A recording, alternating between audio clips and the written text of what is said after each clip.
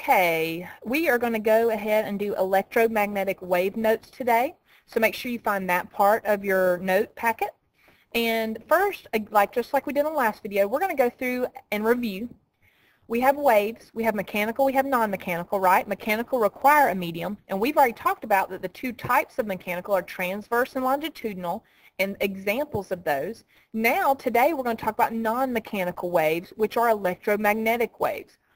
Remember when we talked about non-mechanical energy, that it was always the energy that was transmitted through electromagnetic waves. So non-mechanical waves are light waves, microwaves, radio waves, X-rays, gamma rays, and there's a ton more. But these do not require a medium. They can actually travel through space, which is a vacuum as well. So let's go ahead and one more item of review. And I guess it's really not review. This might be the first time we've talked about it. But I want us to talk about these are waves.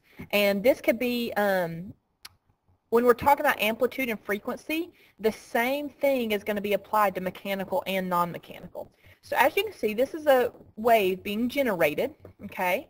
As I increase the amplitude, oh, that was decreasing, sorry. I'm going to increase the amplitude. See how the amplitude is getting larger? Okay. I'm going to take my amplitude back to the middle. This is the main thing I want you to see. I want you to see how when frequency is changed, what happens to the wave. If I lower frequency, now remember, this is how many times a wave passes through a certain point in a time period. See how much it slows down? So the lower the frequency, the slower the wave. Also, the less energy it has, right? This doesn't look like it has very much energy. But as I increase frequency, I increase its energy. And I increase, see how many times, how many waves can go by in a certain amount of time? You've increased your frequency, so you have many more waves going in a certain period of time than you did at the beginning. And they're moving much faster, and because they have so much more energy. So as you increase frequency, you increase energy, okay? Or as energy is increased, it increases the frequency of the wave. As energy slows down or decreases, you're decreasing the frequency of a wave. Now let's go ahead and get started on our notes. Okay, let's go ahead and jump into electromagnetic wave notes. Electromagnetic waves are seen on a spectrum, okay? That's called the electromagnetic spectrum.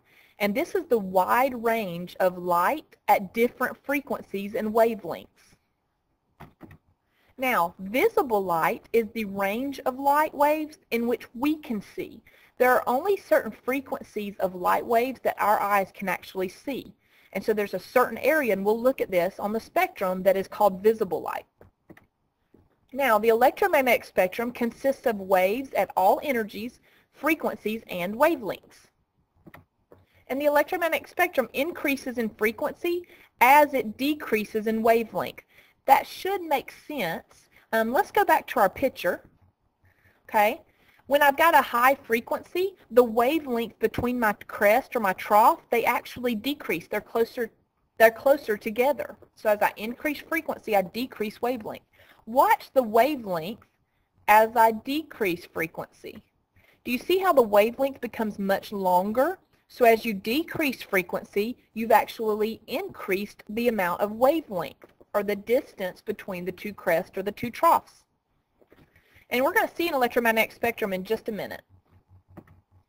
Now, when we're talking about light, that is an electromagnetic wave, and it is a non-mechanical wave. And all objects reflect some light, and they absorb some light. And this is how we actually see colors. Rough surfaces reflect light in many different directions.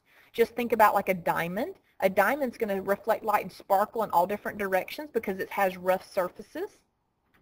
Smooth surfaces, however, reflect light rays in one direction, kind of like a mirror that has a smooth surface. Okay? So now the law of reflection is going to tell us for light that the angle of incidence equals the angle of reflection. Well, let me show you what I'm talking about. Okay, here we have a smooth surface and we have a flashlight. Again, I don't draw very well, but here's the flashlight, and it's shining light onto the smooth surface. The direction of light comes down, hits the smooth surface, and then is reflected off. The law of reflection is that, and you just split this down the middle to show that this is the angle of incidence, and then this is the angle of reflection, and that those degrees equal one another. They're always the same. They can never be different, and that's the law of reflection, the scientific law of reflection. So always know your angle of incidence is always going to equal your angle of reflection. Okay, now let's talk a little bit more about reflecting surfaces. If you have flat mirrors, they produce virtual images described by the law of reflection, so just like what you saw in the drawing that I did. Curved mirrors, however, create images that are stretched out. Now, curved mirrors are those things that you'll see in like the funny houses at carnivals or something, or even Chick-fil-A a lot of times in their little playground has a curved mirror that makes you look weird. So curved mirrors create images that are stretched out. Concave mirrors form real or virtual images. They can do either one. Now, real images are when light rays exist at the point where the image actually appears. A virtual image is where they appear to exist in a certain place, but there are no light rays there. And we're going to talk about more of these in class and let you actually see some of these. Now, let's go back to this electromagnetic spectrum. As you can remember, and this is kind of a bad picture, but you probably learned this in middle school, but Roy G. Biv. This is actually the frequency of light that we can actually see. This is the visible light spectrum. And it goes from red to violet. Red, orange, yellow, green, blue, and violet. The way we actually see colors is by light reflection, which is what we were just talking about. If I'm wearing a pink, well, let's not use pink. If I'm wearing a red shirt, the reason you can actually see that it's a red shirt is because red is being reflected off of my shirt back to your eyes. And all of the other colors are being absorbed.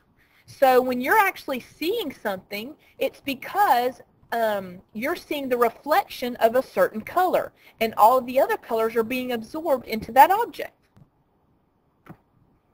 Now, this is an example of a electromagnetic spectrum. As you can see, gamma rays are on the left-hand side. Radio waves are on the right-hand side. And if you'll look, this is gamma rays. Well, let's look at wavelength first. Increasing wavelength is going from left to right. Okay? So gamma rays have the larger wavelength. I'm sorry, smallest wavelength, right? Radio waves have a longer wavelength or a higher wavelength. So which one has more energy? Gamma rays have more energy because they have a very small wavelength. That means they're really close together and their frequency is a lot. And as you can see, do you see the drawing up here? See the wavelength difference? Here's gamma rays. It's just they're really close together. And then down here with radio waves, see how much further apart they are? So that means this is just another way to remind you that as you increase wavelength, you decrease frequency and energy. As you decrease wavelength, you increase energy and frequency. Now let me show you another example. Here's another example, and it's just the opposite way, and you can see these electromagnetic spectrums either way. Over here is on the right-hand side is where you have gamma rays this time, and as you can see, the wavelength increases as we move right to left, okay? The frequency decreases as we move right to left. If you'll look, the frequency of a gamma ray is 10 to the 20th power. Frequency of a radio wave is 10 to the 4th power. It's much smaller number. All right? Now, I believe that ends our video. It does. So this is what I'd like you to do. I would like you to do a Facebook status summary. And that's where you, just like you would do on a Facebook status, write a status about this video. I hope you have a great evening, and I'll see you in class.